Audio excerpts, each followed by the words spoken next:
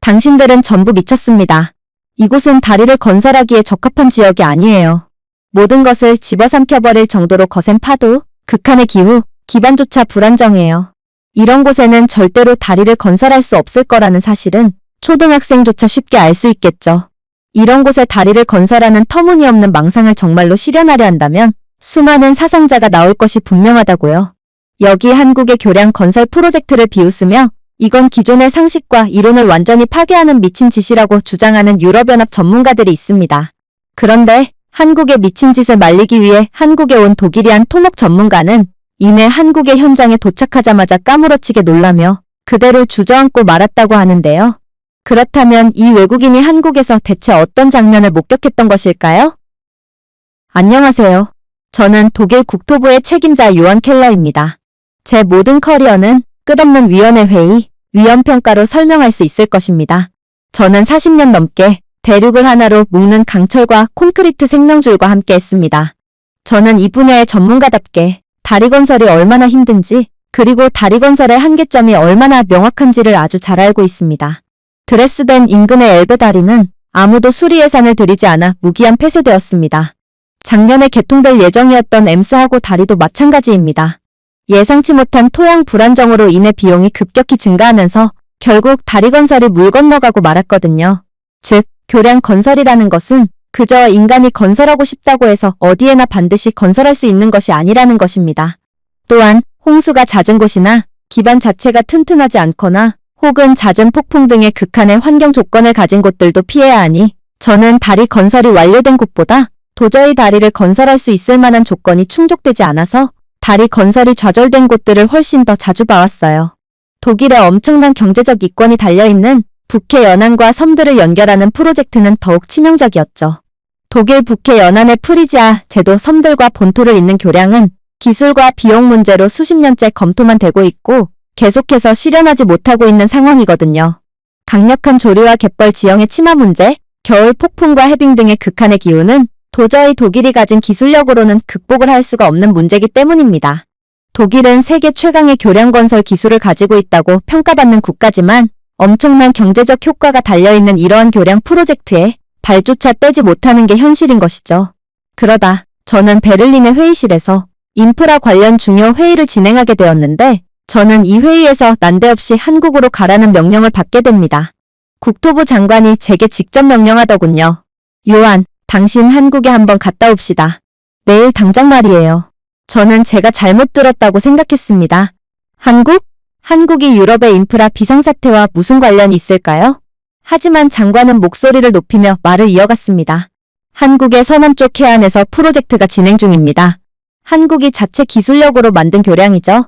심지어 그곳은 극한의 기후 조건을 가졌고 태풍에 버금가는 강풍도 자주 일어나는 곳이라고 해요. 그러나 한국은 본토와 외딴섬 사이의 수심 50m를 시속 250km의 바람과 18m의 파도를 견딜 수 있도록 설계된 다리를 건설했고 지금까지도 조금의 손상이나 사고 없이 안전하게 다리를 유지하고 있다고 합니다. 그야말로 한국은 다리가 절대로 건설될 수 없는 곳에 기술력 하나로 밀어붙이며 다리를 건설한 셈이죠. 솔직히 저도 한국이 이 정도의 기술력을 갖추고 있다는 것에 대해 믿을 수가 없었습니다. 그래서 위성 이미지를 봤는데 그건 정말이더군요. 요한, 이 중에 절반만 사실일지라도 한국의 교량은 유럽이 절실히 필요로 하는 모델이 될 수 있습니다. 저는 완전히 할 말을 잃고 말았습니다. 믿기지 않는 짧은 웃음을 터뜨렸어요. 장관님, 저는 제 인생과 모든 커리어를 다리 건설 하나에만 바쳤습니다. 그리고 제 모든 경력은 이건 절대로 불가능한 일이라는 것을 말해주죠. 다리 건설에는 반드시 갖춰줘야 할 조건들이 있고 이 중 하나라도 갖춰지지 않는다면 아무리 많은 비용을 들인다고 해도 절대로 다리 건설을 할 수 없습니다. 생각해보세요. 유럽 엔지니어링 심장인 독일조차 이러한 한계를 해결할 만한 기술력을 갖추지 못하고 있습니다. 그런데 어떻게 한국이 그 해결책을 찾아낼 수 있을까요? 하지만 장관은 단호하더군요. 그는 제 항변을 일축하며 제게 억지로 비행기 티켓을 쥐어줄 뿐이었거든요. 물론 당신의 의심도 일리가 있어요. 하지만 이건 교량 분야에서 독일에서 가장 권위 있는 당신만이 할 수 있는 임무입니다. 한국의 자연을 초월한 다리 건설 기술력이 진짜인지 아니면 그저 영리한 마케팅인지 확인하고 오세요. 독일뿐만 아니라 모든 유럽연합 국가들이 지켜보고 있습니다. 한국이 정말로 자신들이 주장하는 것을 가지고 있다면 세계는 문명의 미래를 재편할 수 있어요. 그동안 기술력 부족으로 인해 번번이 좌절되었던 모든 교량 건설 프로젝트를 재개함으로써 상당한 경제적 이익을 취할 수 있단 말입니다. 얼마 전까지만 해도 TV와 K-팝 앨범 수출로 더 잘 알려진 한국이 지금 토목 분야에서 세계를 선도하고 있다고 말씀하시는 건가요? 저는 황당함을 넘어 분노까지 느끼게 되었습니다. 이건 제가 평생을 몸담아온 독일의 토목 기술력을 모욕하는 것 같았거든요. 장관이 주장한 내용이 사실이라면 한국은 수십 년 동안 최고의 인재라고 여겨졌던 독일의 전문가들과 유럽 전역을 압도하고 있는 독일의 기술 기업들을 전부 부정하며 단숨에 압도적인 기술 강국으로 발돋움할 것입니다. 아마 수많은 기술 수주를 독차지하며 그야말로 달러를 쓸어 담으며 세계 최강의 부유한 국가가 되겠죠. 그러나 깊고 폭풍우가 몰아치는 바다를 정밀하게 건너는 다리를 만들어낼 수는 없을 것입니다. 자연을 거스른다고요? 그것도 한국이 말인가요? 하지만 이런 불평에도 제가 할 수 있는 건 아무것도 없었습니다. 이건 장관의 직속명령이었고 아무튼 저는 24시간 내에 한국으로 떠날 운명일 뿐이었어요. 그렇게 저는 한국이 분명 거짓된 홍보로 장관을 속였음을 확신하고 인천에 도착했습니다. 솔직히 말하겠습니다. 인천공항 터미널은 꽤 우수했어요. 모든 표지판은 깔끔했고 한국인 직원들은 예의 발랐죠. 한국을 인정하긴 싫었지만 그래도 한국을 거짓으로 평가할 수는 없었어요. 아마 독일 국토부 장관도 이러한 제 객관적인 성격 탓에 저를 한국으로 보냈겠죠. 아무튼 그렇게 저는 한국의 의회의 첫 이미지에 매료된 채 계속 이동했습니다. 그리고 마침내 입국 심사를 할 때 저는 제 세상이 무너지는 것 같은 느낌을 받게 됩니다. 한국인 출입국 관리관은 보이지 않는 범죄를 검색하듯 공격적으로 여권을 검사하기는커녕 그저 카메라를 쳐다보기만 했거든요. 어서오세요, 켈러 씨. 게이트가 울렸습니다. 그랬습니다. 한국은 공항 내에 AI 시스템을 구축한 국가로 사람 대신 기계가 모든 입국 심사를 객관적으로 처리하고 있던 것입니다. 각종 서류도 끝없는 질문도 없었어요. 그냥 기계가 여권과 얼굴을 스캔한 후 3초도 안 되어 입국 심사 여부를 판단해 줄 뿐이었죠. 독일은 아직도 불친절하고 짜증스러운 입국 심사 직원이 소리를 질러가면서 입국 심사를 하고 있습니다. 이들에겐 객관성은 존재하지도 않아서 개발도상국 출신의 여행객들은 적법한 서류를 갖고 있음에도 그대로 추방당하거나 구금되기 일쑤죠. 하지만 한국은 전혀 달랐고 세계에서 가장 정교하고도 빠른 시스템을 구축해둔 국가였던 것입니다. 하지만 기적은 여기까지일 것입니다. 세계 최강의 기술 강국은 누가 뭐라 해도 독일이에요. 아마 한국은 운이 좋아서 이번에만 독일을 능가한 것일 뿐 다음에도 독일을 능가할 수는 없을 거예요. 그리고 실제로 한국은 곧바로 열악한 모습을 보여주었고 저는 그렇지 하며 실소를 터뜨리게 됩니다. 바로 아무리 기다려도 제 여행 캐리어가 도착하지 않았기 때문인데요. 제가 탄 비행기에 모든 짐이 나왔지만 제 캐리어만큼은 아무리 기다려도 나오지 않았고 저는 기본적인 캐리어 관리조차 제대로 되지 않는 한국의 공항에 학을 떼고 말았습니다. 하지만 그렇게 헬프데스크에 접근하기도 전에 저를 찾는 공항방송이 울려 퍼지기 시작하더군요. 분명 캐리어 때문은 아닐 테고 저는 혹여라도 기계가 처리한 입국 절차에서 문제라도 생긴 건가 싶어 어안이 벙벙해진 채 공항 카운터로 향했는데 그렇게 만나게 된 한국인 공항 직원은 제게 충격적인 말을 해오기 시작하더군요. 현재 당신의 수화물에 경미한 손상이 발생했습니다. 촬영된 사진을 보니 당신의 캐리어는 진작에 훼손이 되어 있던 상태였고 저희 측 직원이 이에 대해 고지를 했던 것으로 보여집니다. 순간적으로 심장이 멎는 것 같은 기분이 들었습니다. 지금 제 짐들을 받지 못할 거라고 말하는 건가요? 사실 제 캐리어 상태는 원래부터 애매하긴 했습니다. 유럽공항 직원들은 마치 승객들의 캐리어를 분풀이 샌드백쯤으로 여기는지 시도 때도 없이 캐리어를 던져대거든요. 그래서 제 캐리어는 지퍼도 제대로 안 닫히고 말 그대로 툭 치면 그대로 고장나버릴 것 같은 상태긴 했어요. 그러나 긴급한 일정 탓에 시간이 없었던 저는 이번 여정까지만 캐리어가 버텨줄 것을 기원하며 고장난 캐리어를 억지로 가져왔던 것입니다. 그러나 결국 한국에서 일이 터진 모양이었습니다. 캐리어에는 이번 한국 파견에서 사용할 각종 서류와 장비들이 들어있는데 저는 제 안일함 때문에 파견을 시작함과 동시에 망할 위기에 처해버렸어요. 하지만 한국인 공항 직원은 곧이어 충격적인 말을 덧붙이더군요. 손상된 캐리어에 짐을 넣어갈 수는 없을 테니 당신의 호텔까지 캐리어 내부의 내용물을 전부 보내드리겠습니다. 당신의 짐은 24시간 내로 배송될 것입니다. 저는 심장이 멎는 것 같은 기분이 들었습니다. 도대체 이 한국인 직원은 무슨 말을 해오는 것인가요? 독일에서는 공항 직원이 대놓고 캐리어를 뒤져서 귀중품을 빼가고 있고 이에 대한 증거가 존재하더라도 모르쇠로 넘어갑니다. 그러나 한국에서는 제 부주의로 인해 문제가 발생했음에도 공항 측은 저를 위해 모든 짐을 호텔까지 배송해주는, 그것도 24시간 내에 배송을 해주는 말도 안 되는 서비스를 제공하고 있었습니다. 한국은 정말로 장관이 말했던 독일을 아득히 능가하는 국가가 맞았단 말인가요? 저는 그저 완전히 어리빠진 채 계속해서 이동할 뿐이었습니다. 저는 전라도까지 향하는 긴 여정을 떠나야 했지만 기차나 버스 대신 택시를 이용하기로 했습니다.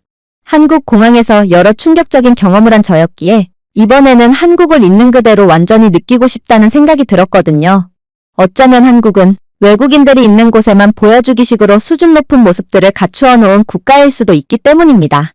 한국이라는 나라를 잘 파악하기 위해서는 한국의 평범한 모습들을 직접 목격하는 것이 정답이라고 생각했고, 그렇게 저는 택시를 탄 뒤 한국의 평범한 고속도로를 경험해보기로 했어요. 고속도로의 포장 상태나 택시 너머로 보이는 각종 인프라들은 꾸며내고 싶다고 꾸며낼 수 있는 것이 절대로 아니기 때문에 저는 어쩌면 이 경험을 통해 한국에 대해 완전히 알 수 있을 거라고 생각했죠. 물론 전라도까지 가는 택시 비용은 상당했으나 어차피 출장비로 택시비를 지불할 수 있으니 상관없었어요. 그야말로 제겐 공짜 택시인 셈이었죠. 그런데 저는 한국의 택시를 탑승하자마자 경악을 금치 못할 경험을 하게 됩니다. 왜냐하면 한국인 택시기사는 영어를 구사하며 한국에 오신 것을 환영합니다. 어디로 모실까요? 라는 말을 건네었거든요. 수많은 해외 경험이 있는 저였지만 택시 기사가 영어를 하는 모습은 일평생 한국에서 처음 봤습니다. 아무리 제가 잡은 택시가 공항 택시여도 그렇지 한국의 수준은 제가 상상하는 것을 훨씬 상회하는 상황이었어요. 하지만 정말로 충격적이었던 부분은 따로 있었죠.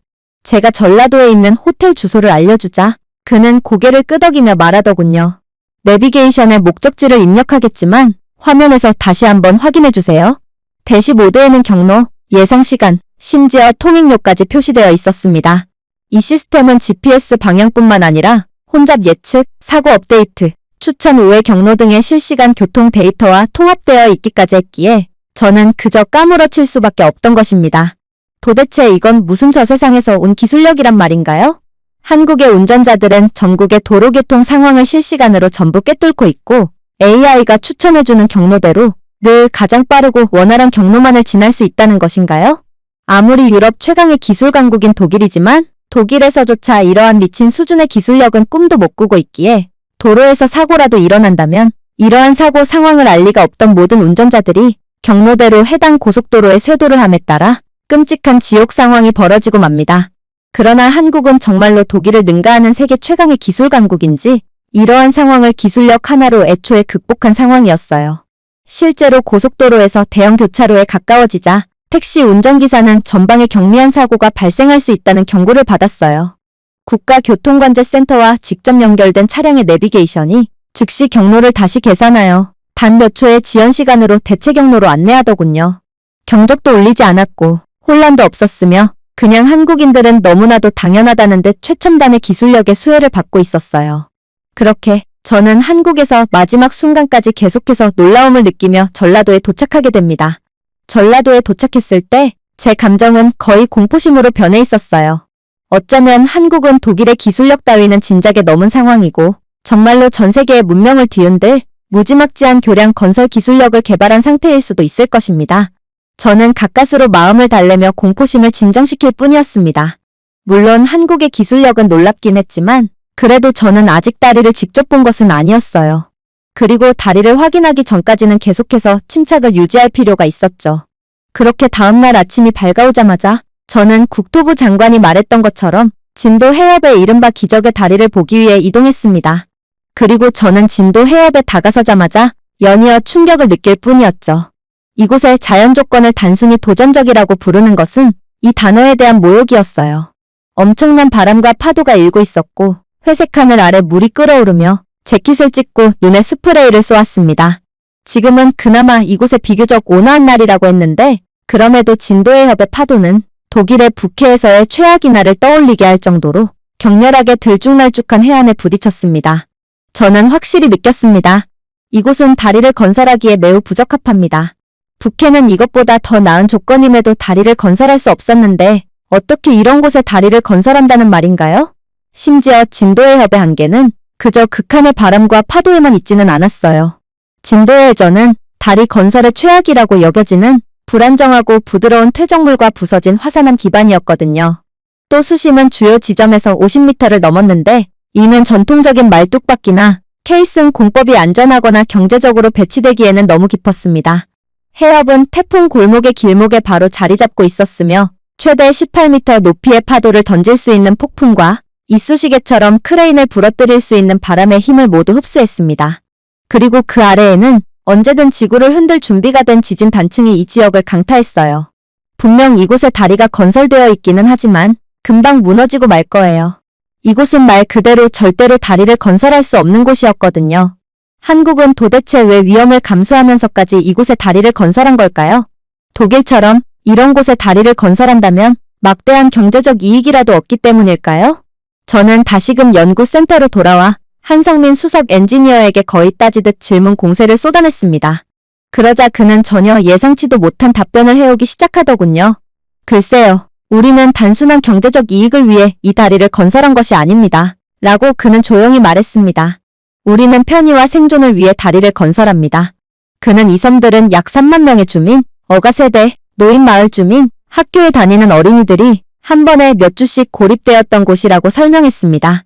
그러고는 배가 운행할 수 없는 1년에 100일이 넘는 폭풍우 시즌에 대한 데이터를 보여주었죠. 그는 임산부가 병원에 도착할 수 없고 심장마비 환자가 불가능한 바람을 뚫고 공수를 기다리던 중 사망하는 등의 처참했던 과거의 상황에 대해 이야기했습니다. 그의 목소리는 결코 높아지지 않았습니다. 하지만 저는 모든 단어의 무게를 느낄 수 있었어요. 우리도 이런 곳에 다리를 짓고 싶지 않아요. 한 씨가 말했습니다. 하지만 우리는 반드시 다리를 지어야 합니다. 그것도 어떠한 극한의 상황에서도 안전한 다리를 말입니다. 한국은 단 한 명의 국민조차 소외시키지 않기 때문이죠. 그러고 나서 그는 제게 한국이 어떻게 하고 있는지를 보여주었습니다. 저는 기껏해야 전통적인 기술의 수정된 버전을 기대하고 있었습니다. 대신 화면에서 보고 나중에 바다에서 본 것은 숨이 멎을 정도로 충격적이었습니다. 다리의 기초는 단순한 말뚝박기의 문제가 아니었습니다. 한국 엔지니어들은 초고강도 복합 케이슨과 골절된 해저를 잡는 지진 연동 조인트를 결합한 하이브리드 앵커링 시스템을 개발했습니다. 각 세그먼트의 위치는 사람의 추정이 아니라 AI 기반 지리 공간 매핑 시스템을 통해 결정되어 물살의 변화에 대비해 실시간으로 배치를 수정했어요. 설치 선박은 조선업에서 차용한 자이로스코프 안정화 기술을 사용하여 주변이 부풀어 오르더라도 안정적으로 유지하더군요. 그리고 각 조인트, 각 플레이트는 모듈식 교체를 위해 설계되었는데 필요한 경우 세그먼트별로 완전히 닫히지 않고도 시간이 지남에 따라 스스로 안정될 수 있었습니다. 이건 기존의 교량 건설 메커니즘을 완전히 뒤엎는 혁신적이고 천재적인 공법이었어요. 도대체 한국은 어떻게 이런 기술을 창조해낼 수 있었을까요? 저는 그저 말문이 막힌 채 한성민 엔지니어를 멍하니 쳐다보기만 할 뿐이었어요.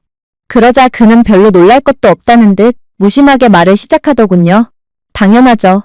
이곳의 극악의 자연 조건들을 좀 보세요. 평범하고 전통적인 방식으로는 이곳에 다리는커녕 말뚝조차 못 박을 거예요. 그러나 한국에 불가능한 것은 절대로 없답니다. 이게 바로 한국이 후발주자임에도 기존의 강대국들을 전부 추월한 이유죠. 한국은 일단 해보고 되나 안 되나를 판단합니다. 우리는 이론을 깨부수는 것을 좋아하거든요. 그렇게 저는 이번에는 다른 눈으로 해협을 바라보았습니다. 이 다리는 자존심을 위해 자연을 거스르는 것이 아니었습니다. 저처럼 외국인 방문객에게 깊은 인상을 남기는 허영심 많은 프로젝트도 아니었죠. 폭풍이 오랫동안 찢어놓았던 삶을 하나로 묶는 것이었습니다. 한 섬에 사는 어머니가 제때 의사에게 다가갈 수 있도록 하기 위해 만든 다리였습니다. 학교가 먼 꿈이 아니라 일상의 현실이 될 것이라는 것을 알고 있는 아이, 마을이 사라지지 않을 것이라는 것을 알고 자신의 고향에 남기를 선택한 어부, 한국은 자랑할 다리를 건설하는 것이 아니었어요. 그리고 한국은 유럽처럼 자본주의와 개인주의에 찌들어 돈을 위해 기술을 개발하는 국가가 아닌 생명과 인간의 기본권, 다른 사람들의 편의를 위해 기술을 개발하는 국가기에 늘 한계를 뛰어넘고 세상을 놀라게 할 수 있었다는 것도 깨닫게 되었습니다. 결국 저는 한없이 부끄러움을 느끼고 그저 고개를 푹 숙일 수밖에 없었죠. 독일은 옛명성을 들이밀며 허세를 부리고 있지만 현실은 모든 면에서 한국에 뒤져 있던 거였거든요. 그러나 저는 아직까지도 한국에 대해 잘 모르고 있었습니다. 한국이 저를 진정으로 경악의 도가니에 빠뜨린 날은 따로 있었거든요. 제가 한국이 무엇을 건설했는지 진정으로 이해한 날은 자연이 최악의 상황을 던진 날이었습니다. 뉴스에서는 시속 210km가 넘는 바람이 불고 4층 건물보다 높은 파도가 몰아치고 있다고 설명하더군요. 저는 약 3만 명이 거주하는 작은 섬 진도와 본토를 연결하는 대교 아래 바다가 갈라지는 것을 지켜보며 안전한 전망대에 섰습니다. 그리고 무자비한 자연의 힘 앞에 한국이 건설한 다리는 도저히 버티지 못하고 그대로 쓰러질 것처럼 보였어요. 당연했죠. 그 어떤 기술력이 총동원되어도 이 정도의 극한의 바람과 파도는 절대로 버틸 수가 없을 거예요. 하지만 폭풍이 아무리 거세져도 한국이 건설해놓은 교량은 움찔하지도 않더군요. 바람이 나무를 반으로 구부리고 기둥에 표지판을 찍고 낚싯배를 장난감처럼 바위에 부딪히게 만들었지만 다리는 마치 폭풍이 성가신 바람에 불과한 것처럼 우두커니 서 있었습니다. 그리고 응급차량이 다리를 건너는 동안 다리는 강하게 버티고 병자와 좌초자를 대피시키고 사람들을 안전한 곳으로 급히 대피시키는 것을 도와주었습니다. 결국 저는 이 믿을 수 없는 상황에 실성한 듯 웃고 말았습니다. 유럽이라면 우리는 분명 아주 다른 장면을 보고 있을 뿐이겠죠. 독일 다리 위에 이런 폭풍이 몰아친다고 상상해보세요. 당국은 애초에 강풍이 처음 예보되자마자 다리를 폐쇄했을 것입니다. 폭풍이 다리를 무너뜨리자마자 쓸모없게 펄럭이는 들어가지 마세요. 표지판이 바람에 날아다니고 있겠죠. 드레스덴 근처의 엘베 다리만 해도 경미한 홍수로 지지대가 손상되어 거의 1년 동안 폐쇄된 적이 있어요. 또는 단 한 번의 폭설로 낡은 매트리스처럼 처진 프랑스 북부의 강철다리, 관절 이용부에 얼음이 쌓이면서 무너진 네덜란드의 작은 강 다리 등 유럽이 만든 다리는 한국에서 발생하고 있는 자연재해의 5분의 1도 안 되는 규모에도 쉽게 무너지고 맙니다. 하지만 여기 한국에서는 그저 한국의 평범한 기술력이 들어간 교량 하나가 대부분의 유럽 다리가 3초 만에 무너지는 조건 하에서조차 안정적으로 유지되고 있었습니다. 무엇이 달랐을까요? 저는 다시금 한성민 엔지니어를 찾아갔습니다. 그리고 놀라운 설명을 듣게 되죠. 한국이 건설한 다리의 기둥은 그저 두꺼운 콘크리트 기둥만 있는 것이 아니었습니다. 안반 깊숙이 고정되어 있었기 때문에 폭풍으로 인해 흔들릴 수가 없었어요. 내부에는 거대한 쿠션처럼 작동하는 충격 흡수기가 있어 파도와 돌풍의 힘을 분산시켰습니다. 그리고 다리는 물에 힘대 부분이 부딪히지 않고 그 아래로 지나가도록 설계되었습니다. 즉, 한국이 지은 다리는 자연과 정면으로 싸우려고 하지 않았던 것입니다. 그리고 그것이 모든 차이를 만들었죠. 정말 천재적인 방법이었습니다. 한국은 애초에 인간은 자연을 절대로 이길 수 없다는 것을 알고 있었고 자연의 힘을 거스르지 않으면서도 그 힘을 흘릴 수 있도록 설계했던 거였어요. 덕분에 한국이 사람들을 위해 건설한 다리는 기적을 만들어낼 수 있었습니다. 진도에 사는 7살 소녀는 고열로 인해 숨도 쉬기 힘든 상황이었어요. 헬리콥터는 이런 극한의 날씨에는 날 수 없었기에 유일한 희망은 다리를 건너 폭풍을 견뎌내는 구급차뿐이었습니다. 그리고 한국이 건설한 다리는 자신의 맡은 바 역할을 수행했고 소녀는 본토 병원에 도착하여 목숨을 건질 수 있었어요. 저는 한국이 건설하는 다리를 더 이상 구조물이라고 부르는 것을 멈췄습니다. 정말로 한국이 건설하는 것은 생명줄과 다름이 없었거든요. 돈과 경제적 이익 이상에 숭고한 것이었습니다. 하지만 이러한 감동도 잠시 저는 이 다리에서 뭔가 이상한 점을 느끼게 됩니다. 다리를 볼 때마다 뭔가 알 수 없는 이질감을 느껴서 뭔가 싶었는데 알고 보니 다리에 걸려있는 속도 제한이 실시간으로 바뀌고 있더군요. 도대체 이게 무슨 상황이란 말인가요? 저는 깜짝 놀라 한성민 수석 엔지니어를 찾아가 다시금 따지듯 질문 공세를 퍼붓게 됩니다. 그런데 그는 눈 하나 깜짝하지 않고 충격적인 이야기를 해올 뿐이더군요. 간단합니다. 다리 곳곳에 있는 센서는 풍속, 온도, 차량 무게, 발로 느낄 수 없는 작은 진동까지 확인하고 있거든요. AI는 이러한 모든 정보를 수집하여 실시간으로 의사결정을 내립니다. 바람이 너무 많이 불 때면 AI는 자동으로 속도 제한을 조정하여 도로의 디지털 표지판에 업데이트를 게시합니다. 심지어 한국이 자체 기술력으로 개발한 AI 시스템은 문제가 발생하기 전에 미리 예측하여 유지보수팀을 파견하기까지 하고 있고 작고 사소한 문제가 크고 비싼 수리로 전환되기 전에 손쉽게 문제를 해결할 수 있도록 하고 있죠. 저는 이젠 놀라기도 지쳐 한숨을 내쉴 뿐이었습니다. 도대체 한국은 어디까지 앞서 있는 국가란 말인가요? 저는 이러한 한국과 독일의 현격한 기술 격차에 완전히 입을 다물고 말았고, 그렇게 저는 한국에서 완전히 기절초풍한 채로 황급히 독일로 돌아왔습니다.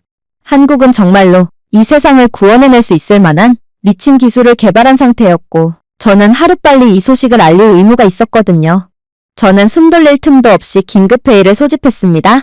방은 고위관리, 엔지니어, 고문들로 가득 찼는데 잔뜩 기대에 찬 얼굴로 저를 쳐다보고 있는 국토부 장관 말고는 대부분의 사람들은 회의적인 표정을 지으며 저를 쳐다보고 있더군요. 한국의 다리는 분명 화려하지만 궁극적으로 유럽의 경험과는 비교가 되지 않는다는 것만한 태도였죠. 저는 조용히 프레젠테이션을 시작하며 한국이 자체 기술력으로 만든 대교와 이 대교를 강타한 폭풍, 그리고 그 후 단단하게 서 있는 다리의 사진을 손대지 않은 채 보여주었습니다. 몇몇 사람들은 운이 좋았을 뿐이라며 진지하게 받아들이지 않더군요. 하지만 저는 객관적인 사실을 공유할 뿐이었습니다. 한국이 만드는 모든 교량은 시속 250km의 강풍을 견딜 수 있도록 설계되었습니다. 이는 독일이 현대사에서 기록한 어떤 폭풍보다 강력한 강도입니다. 최대 18m 높이의 파도를 처리할 수 있도록 설계되었죠. 지지 기둥은 유럽에서는 엄두조차 못 내는 깊이의 안반에 고정되어 있습니다. 건설 정밀도요? 각 구간은 5cm 미만의 오차로 배치되었습니다. 그리고 이 모든 작업이 지난 10년간 시도된 유럽의 어떤 프로젝트보다 40% 더 빠르고 30% 저렴하게 완료되었어요. 이래도 한국을 무시할 겁니까? 방은 조용해졌습니다. 한 남자가 어색하게 기침을 하더군요. 다른 남자는 앞으로 몸을 숙이며 찡그렸습니다. 마침내 누군가가 그들이 무슨 생각을 하고 있는지 말했습니다. 정말입니까? 그 숫자들은 아무리 봐도 불가능하게 들리네요. 저 또한 당신과 마찬가지로 교량 건설에 제 커리어 전부를 바쳤습니다. 그런데 당신의 발표는 그러한 제 커리어를 전부 부정하는 것 같이 들리네요. 저는 그들의 눈을 마주쳤습니다. 제 눈으로 직접 봤습니다. 한국의 다리는 진짜일 뿐만 아니라 부정할 수 없는 미래예요. 그리고 우리는 뒤처져 있습니다. 그것도 한참이나 말이죠. 저는 계속했습니다. 비교를 해드릴게요. 드레스덴의 엘베다리요? 시속 130km의 풍속조차 버티지 못합니다. 마인츠 근처의 라인다리요? 얼음 축적이 관절 이음부를 손상시키기 때문에 매년 겨울마다 위험의 이유로 임시 폐쇄됩니다. 이게 독일, 그리고 유럽의 현실이에요. 현실을 부정할수록 우리는 안 그래도 뒤처진 상황에 더더욱 뒤처지며 고꾸라지고 말 것입니다. 저는 이어서 아이의 생명을 구하기 위해 태풍을 뚫고 지나간 구급차 영상을 보여주었습니다. 배를 놓칠까봐 두려워하지 않고 자전거를 타고 학교에 갈 수 있었던 소년, 매일 본토에 신선한 어획물을 배달할 수 있어서 수입을 2배로 늘려 가족을 부양할 수 있었던 소상공인 어부들의 이야기를 공유했습니다. 그리고 마침내 저는 가장 아름다운 부분에 대해 이야기하기 시작했죠. 저 또한 한국이 새로 지은 다리를 처음 들여다보기 시작했을 때 이건 그저 사업 활성화를 위한 또 다른 대형 인프라 프로젝트일 뿐이라고 생각했습니다. 결국 그게 바로 우리가 다리를 건설하는 이유기 때문이죠. 공장과 시장을 연결하고 무역로를 가속화하고 궁극적으로는 돈을 벌기 위해서입니다. 당연했죠. 돈이 안 되는 일을 하는 바보 국가가 대체 어디에 있단 말인가요? 하지만 알면 알수록 더 분명해졌어요. 돈에 관한 이유는 적어도 한국의 이유가 전혀 아니었다는 것을 말입니다. 우리가 소위 말하는 바보 국가는 바로 한국이었던 거예요. 이 다리는 영리를 목적으로 건설된 것이 아닙니다. 한국은 전 세계에 깊은 인상을 주기 위해 설계한 것이 아닙니다. 그들은 그저 자국민이 단절되고 고통받는 것을 참을 수 없어서 건설했습니다. 배려와 의무의 행위였죠. 그럼에도 불구하고 한국은 처음부터 돈을 줬는 것보다 더 많은 존경과 경제적 이익을 얻었습니다. 독일에서는 효율성, 숫자, 계약을 위해 다리를 건설합니다. 그러나 한국은 사람들을 위해 건설했습니다. 그래서 그들이 성공한 것이죠.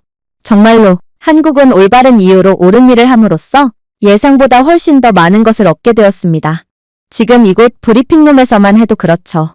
한국이 엄청난 기술력을 개발했다는 것을 인지하게 된 국토부 장관은 한국에 프로젝트를 맡기는 대형 계약건을 준비하겠다고 밝혔고 막대한 규모의 수주 비용을 내걸었거든요. 그야말로 한국은 사람을 돕기 위한 이타적인 기술력을 개발했음에도 본의 아니게 이러한 기술력을 수출하며 막대한 이익을 얻을 기회를 얻게 된 것입니다. 독일의 대형 프로젝트 제안은 그저 시작에 불과했어요. 수십 년 동안 취약하고 낡은 인프라로 고군분투하던 국가들은 이제 한국이 불가능하다고 불렀던 것을 조용히 해결했다는 사실을 깨닫기 시작했고 한국에 줄을 서며 즉각적으로 프로젝트를 제안해오기 시작했거든요. 각국은 한국의 교량 설계, 인공지능 시스템, 건설 방법을 원했습니다. 결국 한국 엔지니어링 기업들은 추가적으로 수십억 유로 규모의 계약을 체결할 수 있었어요. 네덜란드에서는 항구 전체가 침몰했던 폭풍을 견딜 수 있는 해상장벽 교량에 대한 계약이 체결되었고, 오래된 다리를 자랑스러워하던 영국도 조수가 상승하면서 피해를 입은 취약한 해안 연결을 확보하기 위해 한국에 도움을 요청했습니다. 이러한 세계 각국의 주문 쇄도로 인해 한국이 얻게 되는 수익은 엄청났지만 한국은 돈 이상의 세계의 신뢰라는 무엇보다도 귀중한 것을 얻었습니다. 한때 외국 기술의 소비국으로 여겨졌던 한국은 이제 다른 나라들이 자국민을 보호하기 위해 의존해야만 하는 선진국 중에서도 최고의 선진국으로 군림하게 된 것입니다. 그러나 한국은 이러한 기적적이고 감동적인 상황에서마저 더욱 예상할 수 없는 행동을 하는 그야말로 종잡을 수가 없는 국가였습니다. 이들은 더더욱 놀라운 행보를 보이기 시작했거든요. 한국은 부유한 국가들의 기술력을 수출하기도 했지만 형편이 어렵지만 튼튼한 다리는 반드시 필요했던 가난한 국가들에도 저렴한 가격의 다리를 건설해주기로 결정하며 인류애를 실천했거든요.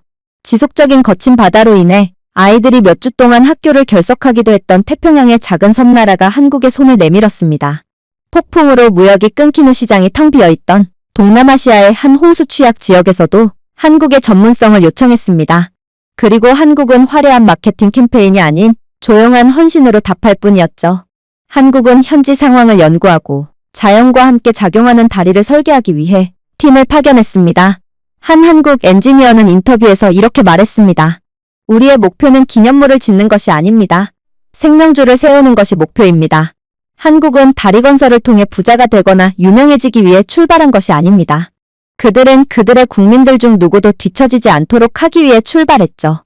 하지만 그렇게 함으로써 한국은 부와 명성, 그리고 더 큰 무언가, 즉 세계인의 존경과 감사를 얻었습니다. 제가 목격한 모든 것을 되돌아보면 한국은 단순히 콘크리트와 강철로 만든 다리만 건설한 것이 아니라는 것을 깨달았습니다. 한국은 신뢰와 희망, 가능성의 다리를 건설했습니다. 그리고 그렇게 함으로써 우리 모두에게 교훈을 주었습니다. 사람들을 위해 먼저 건설할 때 경제적 이익만 좇는 속물적인 방법을 추구하는 것보다 훨씬 더 큰 보상을 받는다는 것 말이에요. 제가 준비해온 내용은 여기까지입니다. 끝까지 시청해주셔서 진심으로 감사드리며 여러분들의 구독과 좋아요, 알림 설정은 영상 제작에 큰 힘이 됩니다. 이상 세모튜브였습니다.